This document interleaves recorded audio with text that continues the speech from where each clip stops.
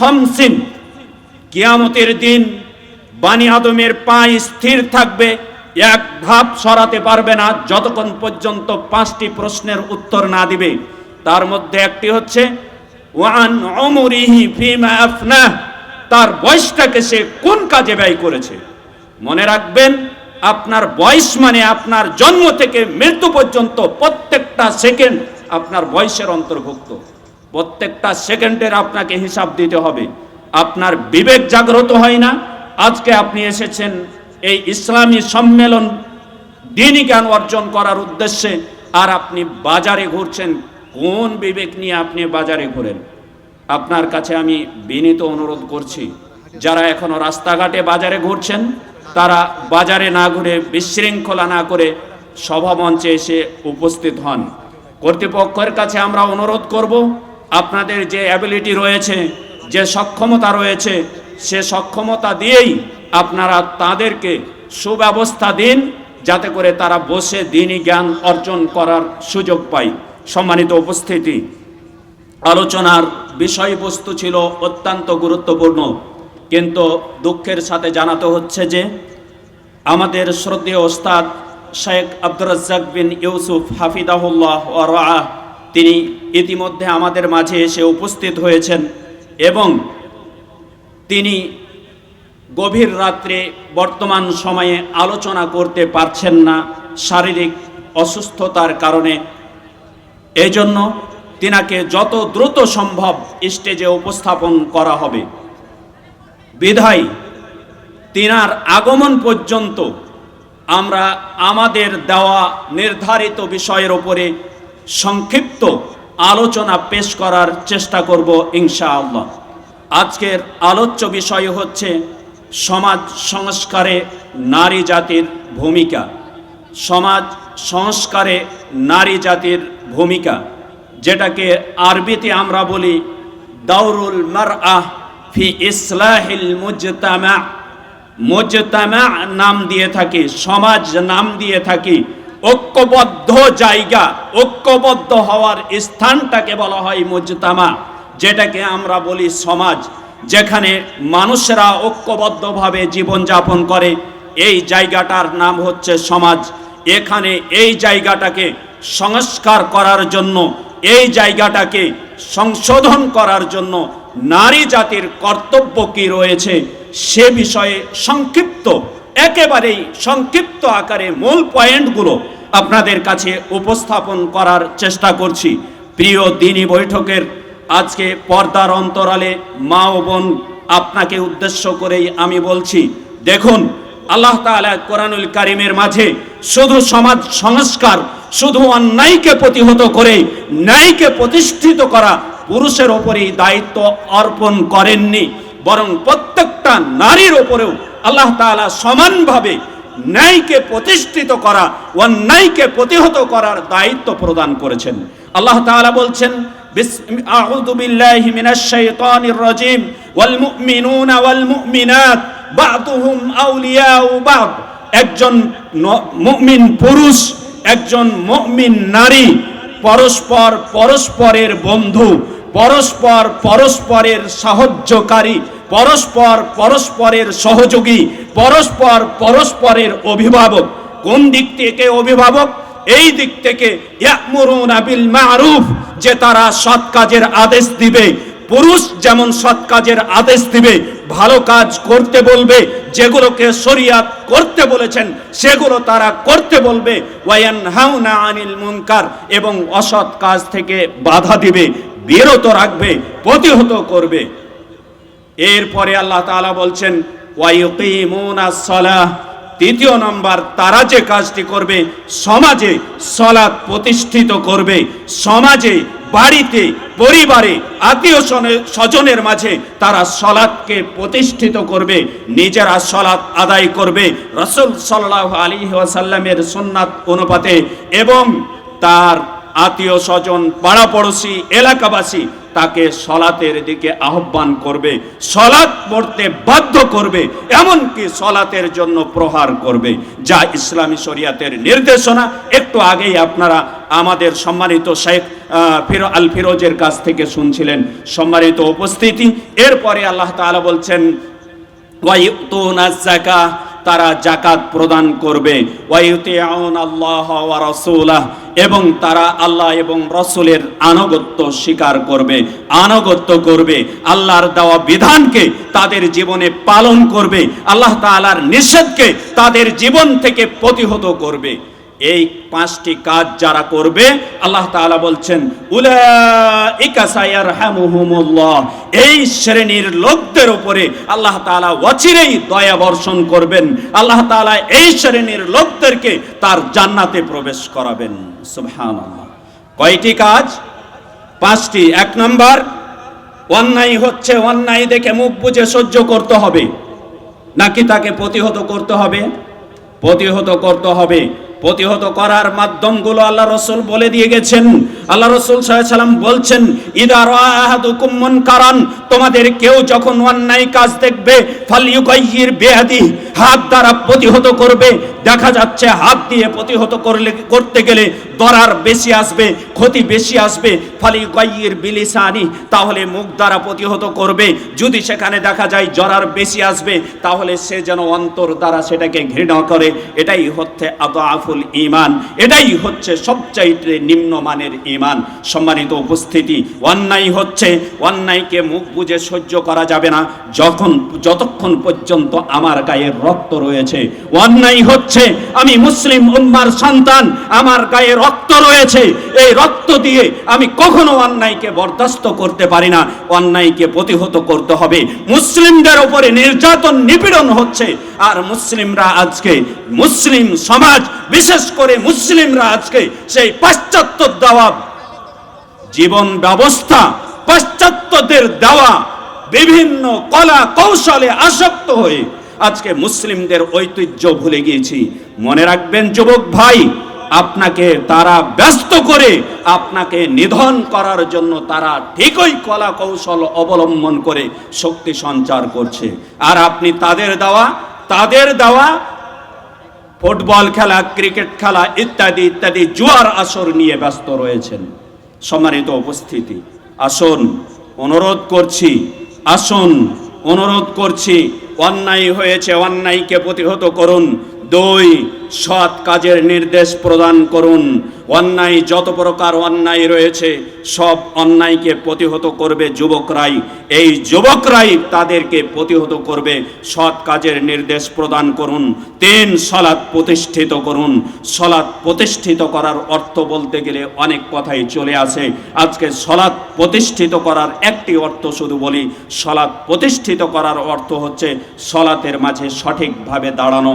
সালাতের মাঝে সঠিকভাবে দাঁড়ানোটাই একটি অর্থ, সালাত প্রতিষ্ঠিত করা। আমরা এখানে যদি প্রশ্ন করতে যাই, সালাত 100% রাসূল সাল্লাল্লাহু আলাইহি ওয়াসাল্লাম যেভাবে সালাতে দাঁড়িয়েছেন কতজন দাঁড়াতে পারবেন? এইরূপ যদি আমরা প্রশ্ন করি, উত্তরে আমরা মনে হয় 5%ও পাবো না। রাসূল সাল্লাল্লাহু আলাইহি ওয়াসাল্লাম যেভাবে সালাতে দাঁড়িয়েছেন সেভাবে সালাতে দাঁড়াতে পারবো, এইরূপ 5% পাবো কিনা আমাদের সন্দেহ রয়েছে। সম্মানিত উপস্থিতি, আমরা আজকে দাবিদার মুসলিম, বাস্তবতা মুসলিমিয়াতের সাথে আমরা রাখি না। যে কথা বলতেছিলাম, এবং জাকাত প্রদান করবে, আল্লাহ রাসূলের আনুগত্য করবে, এই কাজ যারা করবে তাদের প্রতি আল্লাহ তাআলা দয়া করবেন। তাহলে এখানে এই কাজগুলো শুধু পুরুষেরা নয়, বরং পুরুষ নারী পরস্পরের সহযোগী হয়ে করবে। আল্লাহ তাআলা বলছেন, আল্লাহ তাআলা অন্যত্র বলছেন, যে ব্যক্তি, আল্লাহ তাআলা রাসূল সাল্লাল্লাহু আলাইহি ওয়াসাল্লাম বলছেন, আমি মা তারাকতু, হাদিসটি উসামা বিন যায়েদ রাদিয়াল্লাহু তাআলা আনহু থেকে বর্ণিত।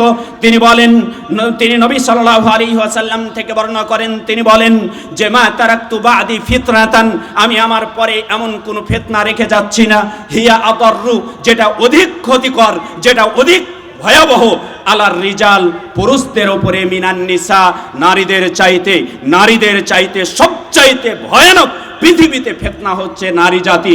এই নারী জাতি পুরুষদের কাছে যতটা ভয়াবহ, ঠিক ততটাই এই নারী জাতিকে ইসলামী শরিয়ত মর্যাদা দিয়েছেন। নারী জাতি পুরুষকে বিভ্রান্তির পথে যতটাই ধাপিত করতে পারে, ঠিক ততটাই নারী জাতি পুরুষকে ততটাই ইসলামের পথে দীক্ষিত করতে পারে। সম্মানিত উপস্থিতি, মনে রাখবেন, সম্মানিত উপস্থিতি, আল্লাহ রাসূল সাল্লাল্লাহু আলাইহি সাল্লাম বলছেন সবচাইতে ফিতনা হচ্ছে নারী জাতি পুরুষদের কাছে, অথচ এই নারীদের ব্যাপারে আল্লাহ রাসূল সাল্লাল্লাহু আলাইহি সাল্লাম বলছেন যে সবচাইতে দুনিয়া মাতা, দুনিয়া হচ্ছে উপভোগের জায়গা, দুনিয়া হচ্ছে উপভোগের জায়গা। ওয়া খায়রু মাতাইহা আল মারআতুস সালিহা, এর দুনিয়াকে উপভোগ করতে গিয়ে সবচাইতে উপভোগ যে জিনিসটির আনন্দ পাওয়া যায় সেটি হচ্ছে একজন সৎ নারী। এজন্য সৎ নারী যারা হবেন তাদেরকে সমাজ বিনির্মাণে আল্লাহ তাআলা তাদের প্রতি কিছু দায়িত্ব অর্পণ করেছেন এবং তাদেরকে উচ্চ মর্যাদায় অধিষ্ঠিত করেছেন। প্রিয় মা বোন, প্রিয় অন্তরালে, পর্দার অন্তরালে মা ও বোনেরা, আপনি মনে রাখবেন, হয়তোবা আপনি কারো মা, হয়তোবা কারো আপনি বোন, হয়তোবা কারো আপনি স্বামী, হয়তোবা কারো আপনি মেয়ে, হয়তোবা কারো আপনি মা, হয়তোবা কারো আপনি বোন, হয়তোবা কারো আপনি স্ত্রী, হয়তোবা কারো আপনি মেয়ে। এই চারটি অবস্থান অথবা আরো কোনো অবস্থান থাকতে পারে, আছে, কিন্তু এই চারটি অবস্থান থেকে আমরা বলবো আপনি একজনের মা, মানে আপনাকে আল্লাহ কত মর্যাদা দিয়েছেন। দেখুন, আল্লাহ রাসূল সাল্লাল্লাহু আলাইহি সাল্লামের কাছে একজন বেদুইন লোক এসে বললেন, হে আল্লাহ রাসূল সাল্লাল্লাহু আলাইহি সাল্লাম, মান আহাক্কু বিহুসনি সাহাবাতি, আমার সবচাইতে সুন্দর আচরণ পাওয়ার হকদারকে? আল্লাহ রাসূল সাল্লাল্লাহু আলাইহি সাল্লাম বললেন, উম্মুক, তোমার মা। এরপরে আল্লাহ রাসূল সাল্লাল্লাহু আলাইহি সাল্লামকে আবারও বললেন, তারপরে কে? তিনি বললেন, তোমার মা। তিনি আবার বললেন, তারপরে কে? তিনি বললেন, তোমার মা। চতুর্থবারে বললেন, তোমার বাবা। সম্মানিত উপস্থিতি, সম্মানিত উপস্থিতি, দেখুন মাকে কতটা মর্যাদা দিয়েছে। এই জন্য ইসলাম এই সমাজটাকে বিনির্মাণের জন্য মায়ের প্রতি কিছু কর্তব্য, দায়িত্ব ন্যস্ত করে দিয়েছেন।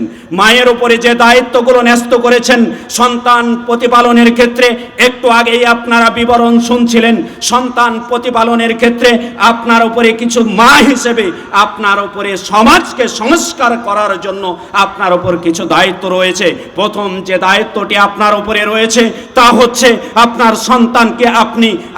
সন্তানকে আপনি কিয়ামুল ইসলামিয়া, ইসলামের যে কিয়াম রয়েছে, ইসলামের যে ঐতিহ্য রয়েছে, ইসলামের যে ভাবমূর্তি রয়েছে, ইসলামের যে মূল্যবান জিনিসগুলো রয়েছে, সেই জিনিসগুলো আপনি আপনার সন্তানকে প্রথমে শিক্ষা দিন। আপনার সন্তান যখন পৃথিবীতে এসেছে, পৃথিবীতে চলাফেরা করতে পারছে, আপনার ভাষা সে উপলব্ধি করতে পারছে, আপনার ভাষা সে বুঝতে পারছে, তখন আপনি তাকে কিয়ামুল ইসলামিয়া, ইসলামিক ঐতিহ্য, ইসলামিক সংস্কৃতি শিক্ষা দিন। ইসলামিক সংস্কৃতির মধ্যে যে জিনিসটি সর্বপ্রথম তাকে শিক্ষা দিবেন তা হচ্ছে আত-তাওহীদ, আল্লাহ তাআলার একত্ববাদ।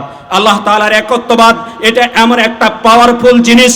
উসমান বিন আফফান রাদিয়াল্লাহু তাআলা আনহু বলছেন, আল্লাহ নবী সাল্লাল্লাহু আলাইহি ওয়াসাল্লাম বলেছেন, মান মাতা ওয়া হুয়া ইয়ালাম আন্নাহু লা ইলাহা ইল্লাল্লাহ, যে ব্যক্তি মারা যাবে এই কথা জেনে যে আল্লাহ ছাড়া সত্য কোনো উপাস্য নেই, দাখালাল জান্নাহ, সে ব্যক্তি জান্নাতে প্রবেশ করবে।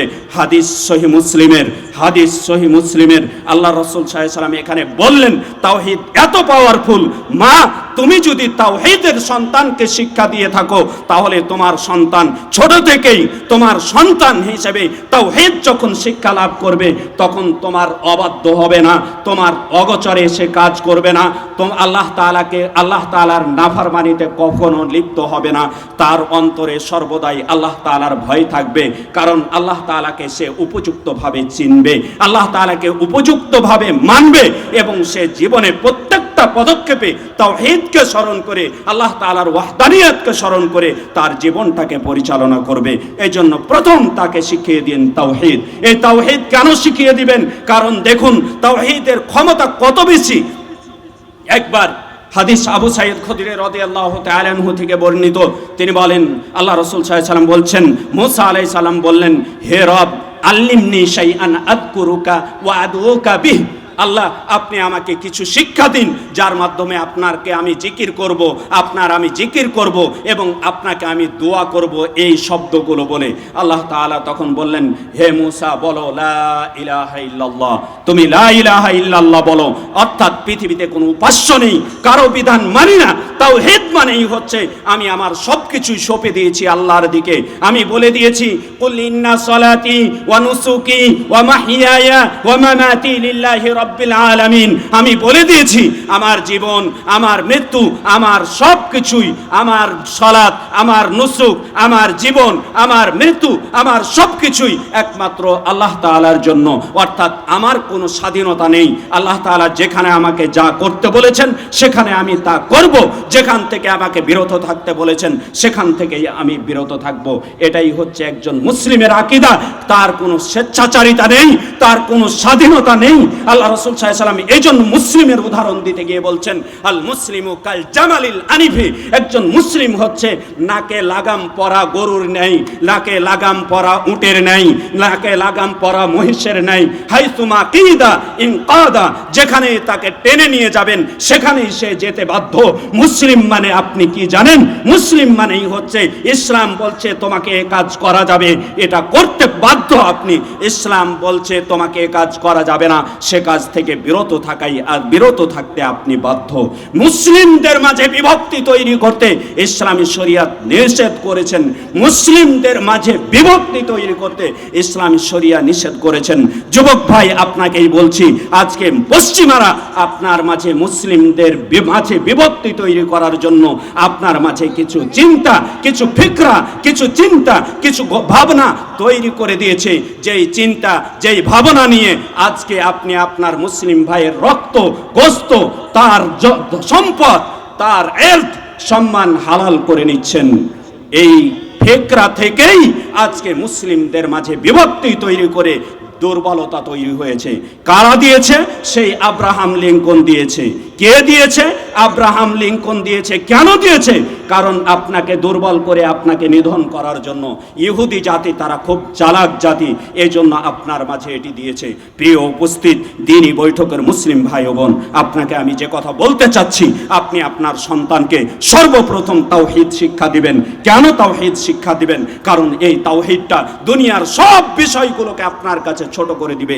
আপনাকে দুনিয়াকে কিছুই মনে করবে না, দুনিয়াটা আপনি কিছুই মনে করবেন না। আল্লাহ রাসূল সাল্লাল্লাহু আলাইহি ওয়াসাল্লাম বলছেন, আল্লাহ তাআলা বলছেন যে যখন মানুষেরা কি তাওহীদে বিশ্বাসী হবে তখন তারা এই কথা জেনে নেবে যে লাউ আন্নাল উম্মাতা ইসতামাউ আলা আন ইয়ানফাউকা বিশাইইন, পৃথিবীর সকল মানুষেরা যদি আজকে একত্রিত হয়ে আমার কোনো উপকার করতে চাই, লাম ইয়ানফাউকা ইল্লা বিশাইইন কদ কাতাবাহুল্লাহু লাক, তারা পৃথিবীর সব মানুষ আমার একটা বিন্দু পরিমাণ উপকার করতে পারবে না আল্লাহ যা নির্ধারণ করে রেখেছেন তার চাইতে।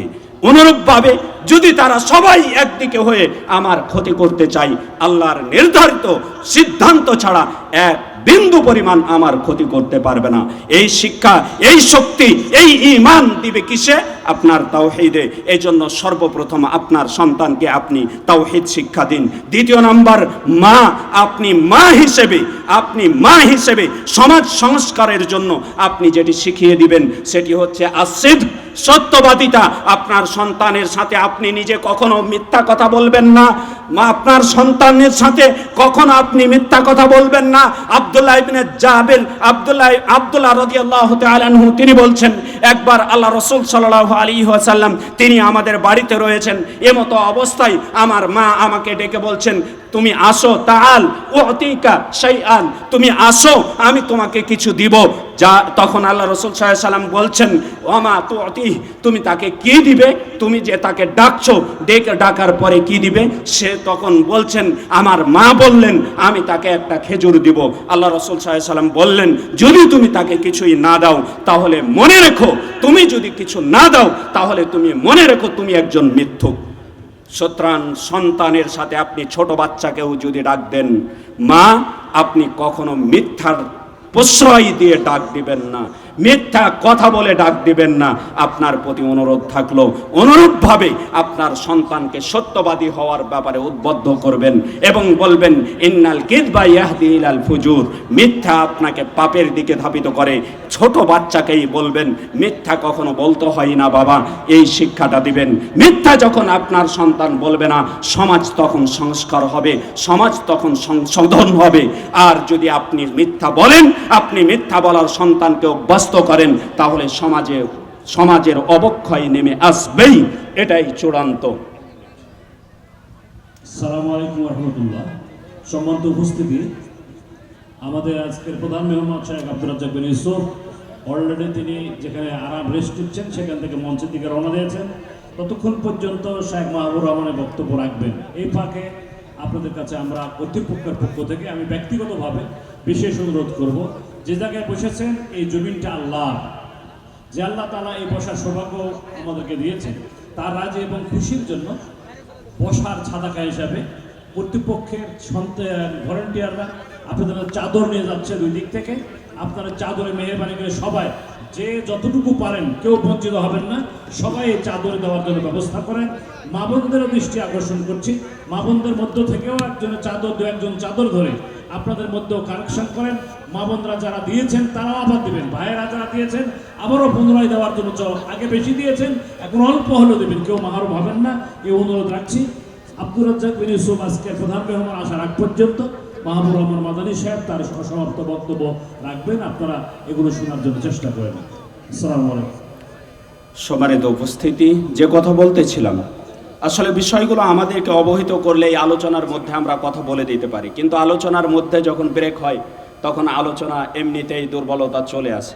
যে কথা বলতেছিলাম তাওহীদ, এর পরে আপনি আপনার সন্তানকে আপনি সমাজ সংস্কারক হিসেবে আপনার সন্তানকে যে শিক্ষাটা দিবেন সেটা হচ্ছে আপনি কখনো মিথ্যা কথা বলবেন না। 3, আপনার সন্তানকে আমানতদারিতা শিক্ষা দিবেন। 3, আপনার সন্তানকে আমানতদারিতা শিক্ষা দিবেন। আমানতদারিতার অর্থ হচ্ছে আল্লাহ তাআলা যা ওয়াজিব করেছেন সেটাই হচ্ছে আমানতদারিতা। আল্লাহ তাআলার ওয়াজিবকৃত বিষয়গুলো আমানত, এই আমানতদারিতা শিক্ষা দিবেন। কারণ আবু হুরায়রা রাদিয়াল্লাহু তাআলা আনহু থেকে বর্ণিত, তিনি বলেন একদিন আল্লাহ রাসূল সাল্লাল্লাহু আলাইহি ওয়াসাল্লাম আমাদের মাঝে কথা বলছিলেন, মাজলিসে কথা বলছিলেন।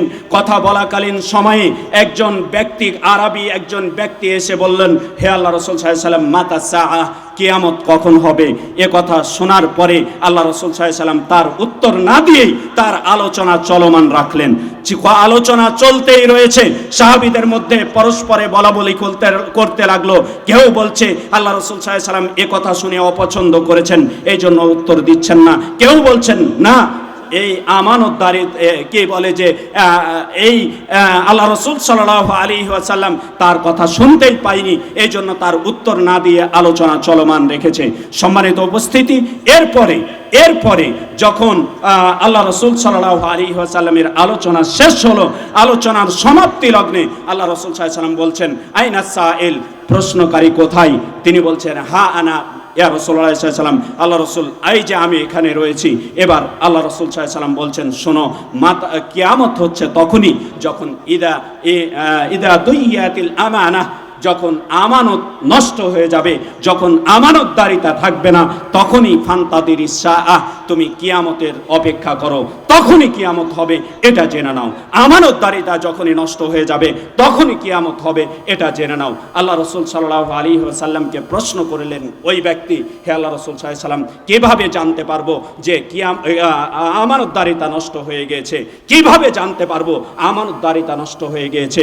আল্লাহ রাসূল সাল্লাল্লাহু আলাইহি ওয়াসাল্লাম বললেন, আমানতদারিতা নষ্ট হয়েছে এটা তুমি যেভাবে জানতে পারবে তার নিদর্শন তোমাকে বলে দিচ্ছি, তোমার জন্য সহজ হবে।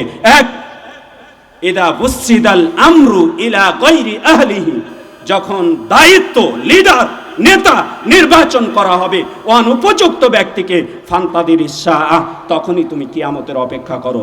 যখন দায়িত্বশীল হবে, লিডার হবে মূর্খ, কোরআন সুন্নাহ সম্পর্কে জ্ঞান নাই এমন লিডার হবে, তখনই তুমি কিয়ামতের অপেক্ষা করো। আজকে যদি সমাজের বাস্তব চিত্র দেখতে যাই তাহলে মানুষরা কি করেছে, ইত্তাখাদান নাসু রুউসান জুহালা, মানুষরা লিডার হিসেবে গ্রহণ করেছে কিছু মূর্খ অজ্ঞ, শরীয়তের ব্যাপারে, তাওহীদের ব্যাপারে, আল্লাহ সুবহানাহু ওয়া তাআলার ক্ষমতার ব্যাপারে তার বিন্দু পরিমাণ ধারণা নেই এমন ব্যক্তিকে মনে করছে আমি পৃথিবীর পাওয়ার পেয়েছি মানে সারা বাংলাদেশকে আমি উল্টে দেব, এমন চিন্তা চেতনা নিয়ে যারা চলছে তাদেরকে আজকে মানুষ লিডার হিসেবে গ্রহণ করেছে। তাহলে আজকে কিয়ামতের আলামত আসতে রাসূল সাল্লাল্লাহু আলাইহি সাল্লামের পরিভাষা থেকে বেশি দূরে নয়, কিয়ামত আসতে বেশি দূরে নয়, এ কথাই রাসূল সাল্লাল্লাহু আলাইহি সাল্লামের পরিভাষা থেকে বোঝা যায়। সম্মানিত উপস্থিতি, আপনাদের কাছে আমরা অনুরোধ করব, আমাদের স্বেচ্ছাসেবক ভাইরা যাদের কাছে যাচ্ছেন কেউ খালি হাতে ফিরিয়ে দিবেন না। মনে রাখবেন, এই 1 টাকাও যদি থাকে আপনার কাছে দিবেন। কেন দিবেন আপনি? কারণ আল্লাহ রাসূল সাল্লাল্লাহু আলাইহি ওয়াসাল্লাম বলছেন ওপর থেকে 2 জন ফেরেশতা প্রতিদিন সকালে নেমে আসে। একজন বলে আল্লাহ যে দান করছে তাকে তার বিনিময় দান করুন, আরেকজন বলছেন আল্লাহ যে দিচ্ছে না তার অর্থ সম্পদগুলো, তার ব্যবসা বাণিজ্যে ধস নামিয়ে দিন, ধ্বংস করে দিন। আপনি এবার আপনার অবস্থান যদি ধরে রাখতে চান তাহলে অবশ্যই স্বেচ্ছাসেবকদের হাতে 10 টাকা হলেও দিবেন, কেউ খালি হাতে ফিরিয়ে দিবেন না, এ অনুরোধটুকু আপনাদের কাছে রাখছি। সম্মানিত উপস্থিতি, অনুরূপভাবে আমরা বলতেছিলাম মা আপনার সন্তানকে আপনি শিক্ষা দিবেন আমানতদারিতা। আমানতদারিতা যদি না থাকে, আমানতদারিতার অর্থই বলেছি আমরা, আল্লাহ যা ওয়াজিব করেছেন সেটাই হচ্ছে আমানতদারিতা। আল্লাহ তাআলা সালাত ওয়াজিব করেছেন, আল্লাহ তাআলা যাকাত ওয়াজিব করেছেন, আল্লাহ তাআলা সিয়াম ওয়াজিব করেছেন, আল্লাহ তাআলা যে ওয়াজিব করেছেন অপরের প্রতি ইহসান করা ওয়াজিব করেছেন। এই সন্তানকে যখন এই শিক্ষা দিবেন, আপনার সন্তান কখনো বড়দেরকে সম্মান করা ছাড়া কথা বলবে না, ছোটদেরকে স্নেহ করার ছাড়া কথা বলবে না। আপনার সন্তানের দ্বারা কখনো অন্যায় হবে না, আপনার সন্তান দ্বারা কখনো কারো ক্ষতি হবে না, এটি আল্লাহ রাসূল সাল্লাল্লাহু আলাইহি ওয়াসাল্লাম বলে গিয়েছেন। এই জন্য মা আপনাকেই বলছি, প্রিয় মা আপনাকেই বলছি, আপনার সন্তানকে আপনি আমানতদারিতা শিখিয়ে দিন। এবং আমাদের শ্রদ্ধেয় ওস্তাদজি চলে এসেছেন, আমরা আর কথা লম্বা করছি না। আপনি মা হিসেবে, পর্দার অন্তরালে মা ও বোন, আপনি মা হিসেবে আপনার দায়িত্ব আরো অনেক রয়েছে। আপনার সন্তানকে ওয়াফা, কারো সাথে ওয়াদা করলে ওয়াদা পূর্ণ করার শিক্ষা দান করুন। আপনার সন্তান যদি কারো সাথে ওয়াদা করে থাকে ওয়াদা পূর্ণ করার শিক্ষা দান করুন। এবং সমাজ সংস্কারের জন্য আপনি স্ত্রী হিসেবে আপনার কর্তব্য, আপনি স্ত্রী হিসেবে সমাজ সংস্কারে আপনার কর্তব্য বলেই আমি আমার কথা শেষ করছি। দেখুন, আল্লাহ রাসূল সাল্লাল্লাহু আলাইহি সাল্লামের সর্বপ্রথম যে ওহী অবতীর্ণ হয়েছিল সেটি হচ্ছে আর-রুইয়া আস-সালিহা, সৎ স্বপ্ন, সত্য স্বপ্ন দেখার মাধ্যমে। আল্লাহ রাসূল সাল্লাল্লাহু আলাইহি সাল্লাম লা ইয়ারা রুইয়ান ইল্লা জাআ মিথলা মা ফালাকিস সুবহি। আমরা সম্মানিত শ্রোতা মণ্ডলীর কাছে অনুরোধ করব, আপনারা আলোচনা শ্রবণ করুন। শ্রদ্ধেয় ওস্তাদজি আপনাদের সাথে কথা বলবেন, বিস্তারিত আপনাদের সাথে কথা বলবেন, আপনারা অপেক্ষা করুন। আমি শেষ করতে যাচ্ছি। বলতেছিলাম আল্লাহ রাসূল মা আয়েশা সিদ্দিকা রাদিয়াল্লাহু তাআলা আনহা বলছেন আল্লাহ রাসূল সাল্লাল্লাহু আলাইহি সাল্লামের কাছে সর্বপ্রথম ওহী শুরু হয় আর রুইয়া আস-সালিহা, সৎ স্বপ্নের মাধ্যমে, সত্য স্বপ্নের মাধ্যমে। সত্য স্বপ্ন লা ইয়ারা রুইয়ান, আল্লাহ রাসূল সাল্লাল্লাহু আলাইহি সাল্লাম কোনো স্বপ্ন দেখলেই সকালে সেটার বাস্তবিক পেতেন। এরপরে এভাবে দীর্ঘ সময় চলে গেল একদিন, এবং আল্লাহ রাসূল সাল্লাল্লাহু আলাইহি সাল্লাম প্রতিদিন পাহাড়ের উপরে হীরা গুহায় চলে যেতেন, সেখানে গিয়ে তিনি ইবাদত করতেন। আলোচনা সংক্ষিপ্ত করার চেষ্টা করছি। ইবাদত করতেন, এবং সেখানের একদিনের ঘটনা, সেই একদিন তিনি সেখান থেকে ফিরে আসছেন। সেখান থেকে ফিরে আসার সময় জিবরিল আলাইহিস সালাম তাকে এসে বললেন যে তুমি পড়ো। তিনি বলছেন মা আনা বিকারি, আমি পাঠক নাই, আমি পড়তে জানি না। আল্লাহ রাসূল সাল্লাল্লাহু আলাইহি সাল্লাম বললেন ইকরা, তুমি পড়ো। তিনি বললেন আমি পড়তে জানি না।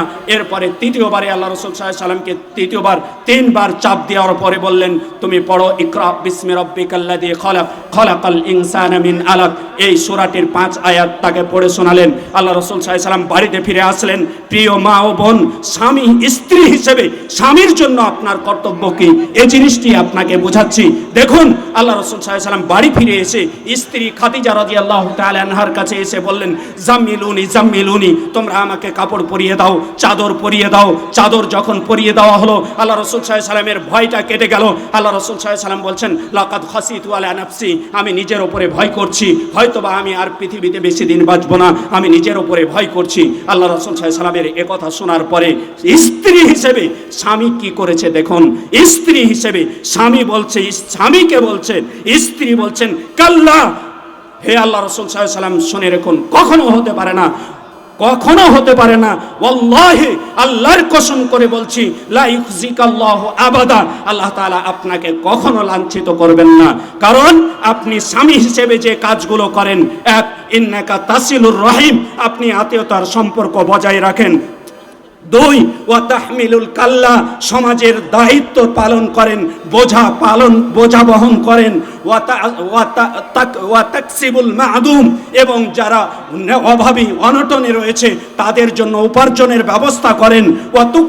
ওয়া তাকরি উদ্দাইফ, মেহমানদের মেহমানদারি করেন। ওয়া তুআইনু আলা নাওয়াইবিল হক, হকপন্থীদের পাশে থেকে তাদের সহযোগিতা করেন। স্ত্রী হিসেবে কয়টা বিষয় উল্লেখ করলেন? 5। এক, আপনি স্বামী হিসেবে আত্মীয়তার সম্পর্ক বজায় রাখেন। বর্তমান স্ত্রীরা দিয়ে থাকে, আপনি স্ত্রী হিসেবে আপনার কর্তব্য হচ্ছে আপনার স্বামীকে সর্বপ্রথম উপদেশ দেওয়া।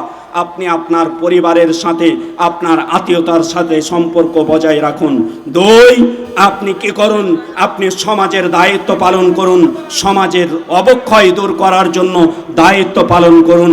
এভাবে 5টি বিষয় আল্লাহ রাসূল সাল্লাল্লাহু আলাইহি ওয়াসাল্লাম বললেন। সম্মানিত উপস্থিতি, একজন নারী হিসেবে সমাজ সংস্কার যদি করতে চায় তাহলে তার স্বামীকে এই উপদেশ দিবে।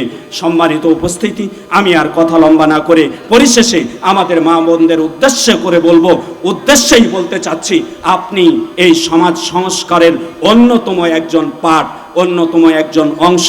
আপনি যদি ঘুমিয়ে যান, আপনি যদি সমাজ সংস্কার থেকে চুপ করে যান, আপনার সন্তান বিভ্রান্তির পথে চলে যাবে, আপনার স্বামী বিভ্রান্তির পথে চলে যাবে, আপনার ভাই বিভ্রান্তির পথে চলে যাবে।